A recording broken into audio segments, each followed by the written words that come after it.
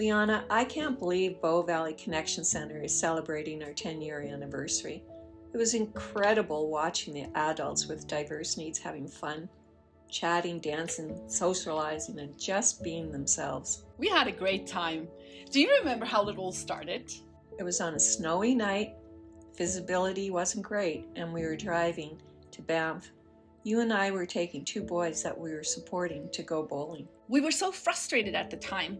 The horrible social isolation for people with various challenges that are labeled as disabilities that I was witnessing just broke my heart. Are you talking about the elementary kids or the adults we were working with? Both.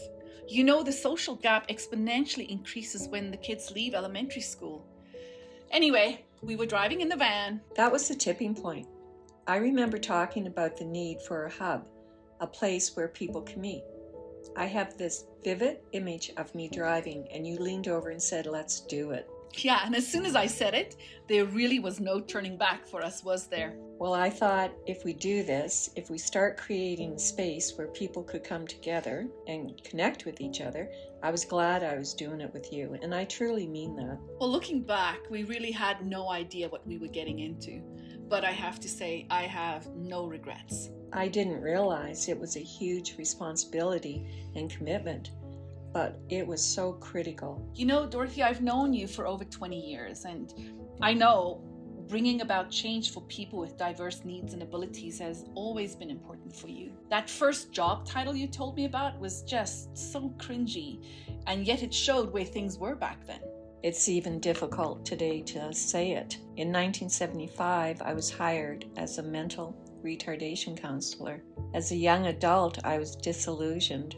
I wanted things to be better for the individuals, but the practices I observed were against everything I believed in. Right, and so it was really important for us to create a safe and non-judgmental space where people with diverse needs can come and just hang out. For them to feel they belong.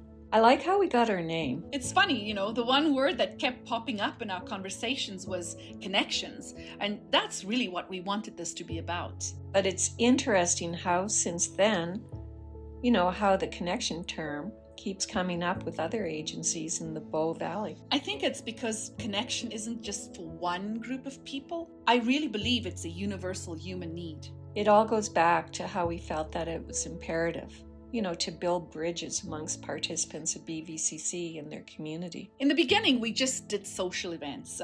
We had fabulous scavenger hunts, karaoke nights that was crazy. And do you remember yoga in the park? Oh, it was a beautiful evening that night. I thought the drama program you started was brilliant.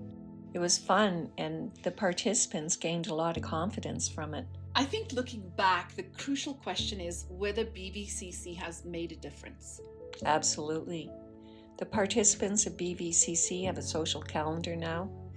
They've expanded their circle of friends. Most individuals volunteer or work in the community, and they've developed a great support network.